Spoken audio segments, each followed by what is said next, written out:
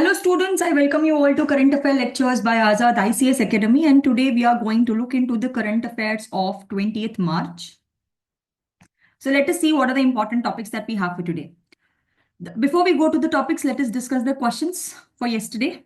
Okay. What was the surface temperature recorded by Vikram lander at the landing site, that is Shiv Shakti point? See, I told you yesterday that there were two different temperatures and the right answer is 82 degrees Celsius is the right answer. At Shiv Shakti point, they have found out this, and 1 kilometer away, they found out 58 degrees Celsius, but at Shiv Shakti point, they found out it to be 82 degrees Celsius. Which instrument on board the Vikram lander was used to measure the lunar surface temperature? And yesterday we had discussed this, that is Chandra surface thermophysical experiment. This was the experiment that was being conducted. So this is the instrument that was onboarded over here to find out this, because the other things we are not discussed in the yesterday's lecture, right? So these are the correct answers. I hope all of you have tried to participate and put your answers in the comment section. Thank you so much. And now we will go to the important topics that we have for today. The first important topic that we have are, what are the different risks and rewards of using UAVs, that is unmanned aerial vehicles? So can you see this drone? This drone, is it operated by any human beings? No. I mean, it could be operated by human beings at the back end, but is any human being sitting here? No. So it becomes what? Unmanned, means there are no men. And it is flying in the air, so hence becomes aerial. And it is a vehicle because it can give us some critical information. As you can see, there is a camera here, it can give us some photographs, etc. So if we are using this kind of an unmanned aerial vehicle, what are the positive things that we could get or we could achieve, and what are the negative things that we could achieve are the things that we have to understand. Why are unmanned aerial vehicles seen as less of threat compared to inhabitant or pro-piloted fighter jets? How should India evolve as UAEs become integrated to military operations? So see, if there is no man, that is better than somebody who's sitting in the pilot. So even if there is a loss, what is going to happen is we are just going to lose this one, vehicle, but we will not be losing a man. Imagine if there is a fighter pilot who is sitting inside, and if there is some issue or there is some risk, then there is a risk that we may lose that particular human being or that particular fighter pilot as well, right? So hence we have to understand that it's important for us to, evolve more under unmanned aerial vehicles. Now, why this is a news, we'll discuss that.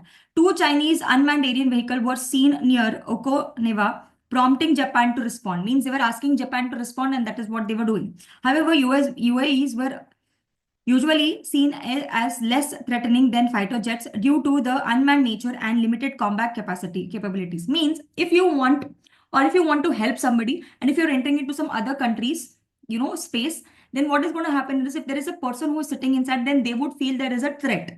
But if there is unmanned aerial vehicle, the people will not feel that much of threat, and they will feel okay that there is kind of what you mean to say, safe feeling that they do not have that much combat capacity. Unmanned aerial vehicles do not have that much combat capacity, and that is the reason the people who see a unmanned aerial vehicle will not respond in a negative manner, and they may respond to you in a positive manner. Okay. The sight of two Chinese unmanned aerial vehicle over the waters near the Okinawa recently had Japan scrambling to perceive them. Yet the level of alarming was considered low. Then it would be from the People Liberation Army Air Force piloted aircraft. So if somebody is coming with the aircrafts who is having a pilot inside it, if you compare to that, unmanned aerial vehicle is better. Has been sighted near the Japanese airspace. Arguably, it is most cases. UAEs are seen less of a threat than a fighter jet in the same context. In the same context, if unmanned aerial vehicle is coming and if somebody is coming in the fighter pilot, with the fighter pilot, then obviously unmanned aerial vehicle is not having that much amount of threat. Why UAEs are seen of less threat? Many feature factors to be perception. I mean, why do you feel? UAEs are generally considered as less dangerous than the fighter jets because most of them are used for surveillance rather than the combat. Means, see, if you see this particular picture, can you see, do you find any kind of guns here or do you find any kind of bullets here? No. This is usually only to make a survey. Means to identify whether this person is present here or no, to give us some kind of information where human beings cannot reach.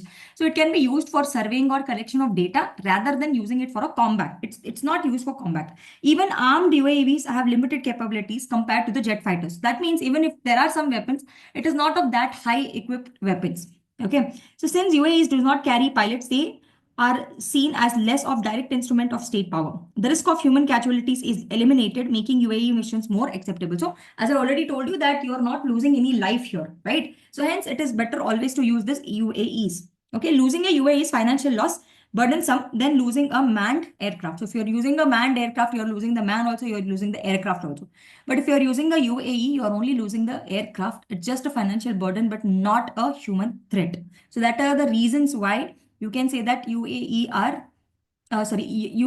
are good, better than compared to the aircrafts, right? So what are the examples of incidents that we have? So here are some of the recent examples that they've given us.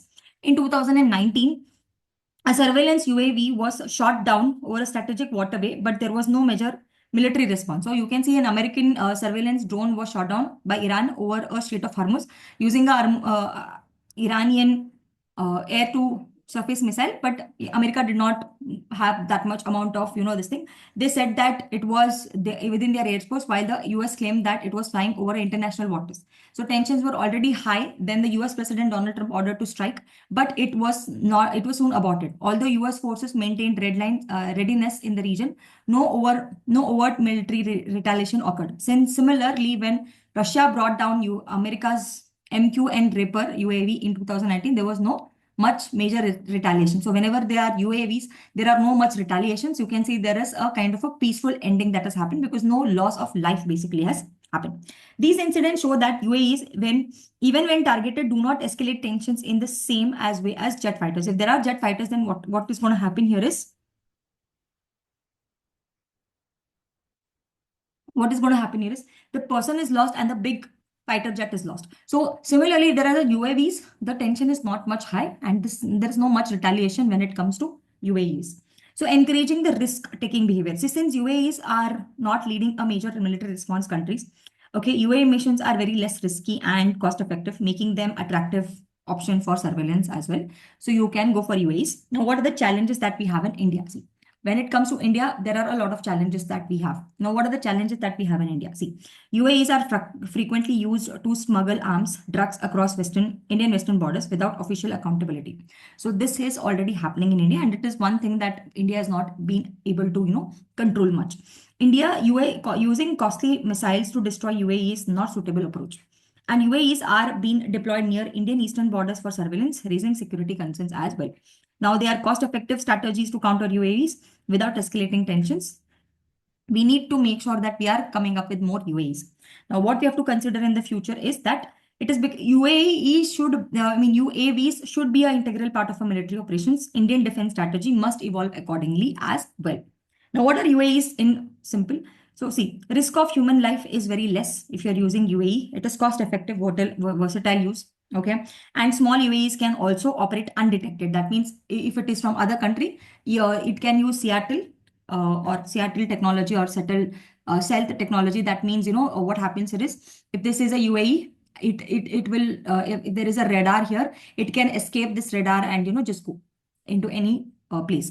So such kind of capabilities are also there if the UAE is very, very small. Longer endurance. Some UAEs can also study in the air for extended period without fluing. What are the challenges? Security challenges are always there because you can invade anybody's security. Anybody can invade our security. Vulnerable of jamming. It can get jammed. Okay. Ethical concerns are also there. There is a moral and there could be civil casualties also. Okay. So these are some of the issues when it comes to UAVs. Now, what you have to understand here is that UAVs are something important here. If there is a example that they have mentioned about 2019 America's incident and 2023's Russian incidents, these become important for your prelims point of view. You can also keep them as points for your mains perception as well. Now we have an important topic for today, and that is regarding the El Nino and the La Nina. Murky pattern of temperature keeps confusion alive. So there is a kind of a confusion. So what is this all about? We'll see. India is eagerly waiting for the summer monsoon forecast in 2025, which is crucial for agriculture and water supply. The forecast also raises concern about whether 2025-2026 will there be a El Nino or a La Nina year? See, El Nino and La Nina are the physical phenomena, or there are some atmospheric phenomena that happen over the tropical waters, especially in the Pacific region or Pacific Ocean. What happens here is due to high sunlight in the equatorial region, there is a shift of warm water and cold water on either sides of the continent. And because of this, what happens on either sides of the earth, you can say, and because of this effects are called as El Nino, La Nina. These you will anyway study more in detail when it comes to geography classes, but I'm telling you an overview what you need to understand. Now, the unusual patterns of cold sea surface temperature. SST here refers to sea surface temperature anomalies to the west of warm sea surface temperature anomalies in the far east have persisted. In the last few decades, a reverse patterns with warm surface sea temperatures anomalies around the dateline and cold anomalies around the galaxies have been more common. So we will understand this in detail, don't worry. So first, just let us understand what is this exactly what they're trying to say. Now, surface sea temperatures in the tropical Pacific Ocean since 2024 have been evolved in unusual way. Historically, El Nino has been linked to monsoon deficits, while La Nina is associated with over and above average rainfall. So, if there is a El Nino year, okay, that means we will get less rainfall. Please understand this.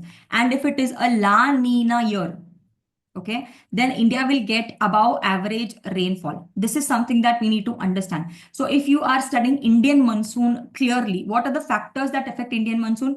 These are the two important factors that affect the Indian monsoon. So if it is a El Nino year, we are going to get less rainfall, and if it's a La Nina year, we are going to get above average rainfall. So we are not sure whether this year is going to be El Nino year or it is going to be a La Nina year. So that is what we have to wait and watch for.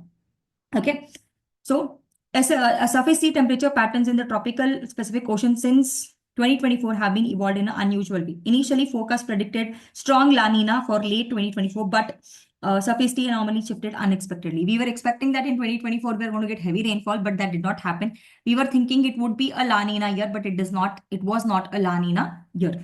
Instead of cooling in the far eastern Pacific, warm surface temperatures anomalies have appeared when the cold moved towards the westward. So in fact, we were thinking we will have a La Nina year, but that did not happen. So this is something which is very bad for us. So role of climate variability in ENSO transition. See, the ENSO transition made the natural climate variabilities like influence the shift. So maybe because of, see, natural climatic conditions or climate change, because of this kind of a shift is happening, and because of this, maybe what we predicted in 2024 that it is supposed to be a strong La Nina year did not happen, maybe because of the climate change and other climatic issues that we have. Now, there are uncertain climatic predictions as well for 2025. Climate forecast of summer and fall of 2025 remain mixed. Some models suggest a La Nina will form. Others are predicting neutral year, and some of them are saying it is a El Nino year. Okay, some of them are saying El Nino, some of them are saying La Nina, some of them are saying it could be none of them. So we are not basically sure of this. In 2023, monsoon remained normal despite of strong El Nino, partially due to Indian Ocean dipole. So in India also, like similarly how we have this in the overall country, I mean, overall world, in India, we have Indian Ocean dipole. Okay. In Arabian Sea and Bay of Bengal, if one side we have warm water and another side we have cold water, then this is called as dipole. So at one end, very warm, at one end, very cold. So a kind of a opposite reaction is happening, and hence it's called as a dipole, okay, in the Indian Ocean. So because of the Indian Ocean dipole, this Indian Ocean dipole also affects the Indian monsoon. So hence, even though in 2023 we had a El Nino, year, we had to receive very less rainfall, but still we received average rainfall because of the Indian Ocean dipole. So you have to understand it's not just one factor. There are multiple factors that are affecting the Indian monsoons. Challenges in the forecast are and climate change impacts. See, we have to understand that there is a relationship between El Nino, La Nina. El Nino, La Nina together are called ENSO cycles. Okay. So together they are called as what? They are called ENSO cycles. And this ENSO cycle and your climate change has got impact. The relation between ENSO and Indian Ocean monsoon is changed over recent decades. Climate models suggest that future prediction patterns due to record high global temperature, mid-latitude climate change, jet streams, and pre-monsoonal cycles are further impacting the monsoon timing and intensity. So, as I told you, it is not just the El Nino, La Nina. There are other things also that are happening, and these are going to, change completely. Because as I already told you, in 2023, even though it was a very strong El Nino year, we were expecting to have very less rainfall, but because of Indian Ocean dipole, what happened is we have received more amount of rainfall. Similarly, what we have to understand is even though when this is El Nino, La Nina, it's not just these things. There are other things like there are jet streams that are influencing the climate change, etc. Okay, so implications of India. I mean, what exactly is going to happen to Indians? This is something that we need to worry about. See, farmers will remain uncertain because if you see now, what's happening here is we are not able to understand what is the exact situation, right? So what is going to happen here is it's very difficult for the farmers to understand whether the crops are going to be fine or no, because we cannot predict the rainfall here. Now, if we say that there is going to be very less rainfall and they do the cropping accordingly, and if there is more rainfall, it's going to be very difficult for us. So farmers remain uncertain about the crop yield, making monsoon forecast crucial. The state and the union government depends upon the accurate predictions of planning possible droughts and floods. So whether this particular area is going to have droughts or this particular area is going to have floods, this is all dependent on the weather forecast. And we are not able to have a proper weather forecast, and it is going to become very difficult for the state and the center to identify and find out whether this year we should do the drought planning or whether we should do the flood planning. Okay, climate scientists and Indian meteorological department continue efforts to improve forecast reliability. Okay, early heat waves in 2025 add further concerns about the extreme weather patterns. So here also now you can see that the temperature is very very high and there is a lot of heat waves that are happening, and because of all these heat waves, we are not able to predict the proper climate, and all this is going to exaggerate, and this is going to impact the Indian farming and Indian agricultural system. See, in India, we have to understand that the agriculture is completely depending on monsoons. At least more than 50% or 60% of the agriculture is depending on monsoons itself. And if the monsoons fail, then the agriculture is going to, fail. So it's very uncertain for the farmers what they're supposed to do, basically. So this is something that we need to understand, that a very difficult situation when we are not able to predict whether it is a El Nino, La Nina year, because of a lot of surface temperature anomalies that we have. Right? So this is what I have basically mentioned over here. Now, let us see what are the important questions that we have for today. Try to answer the questions. Even if you're not able to answer this, at least try to put in your answers in the comment section and even if it's a wrong answer, it's okay, because nobody's going to judge you right now. If possible, also try to put some kind of comments and explanation to it. Okay, if your explanation is good, we'll also try to give you some gift hampers, like maybe some books that you like, right? So you can put in your answers in the comment section. We would really appreciate that, basically. So let us see what are the questions. What is the primary cause for La Nina conditions in the tropical Pacific Ocean? So basically, why do El Nino, La Nina basically happens? What is the unusual sea temperature pattern that was observed in the tropical Pacific during the early 2024? So try to identify both the answers here. Put your answers in the comment section. We'll try to answer both the questions in tomorrow's lecture. If you have any comments, like if you want me to improvise on the content, if you want me to add more topics, I am adding those topics which are very, very important for your exam point of view, maybe from the prelims point of view and from the mains point of view. There are some other important topics that would be covered in future as well. But if you have any other suggestions that I'm teaching very fast, slow, or you want me to add more content, try to please put it in the comments so that we can basically inculcate that and make our classes much better. Thank you so much, everyone.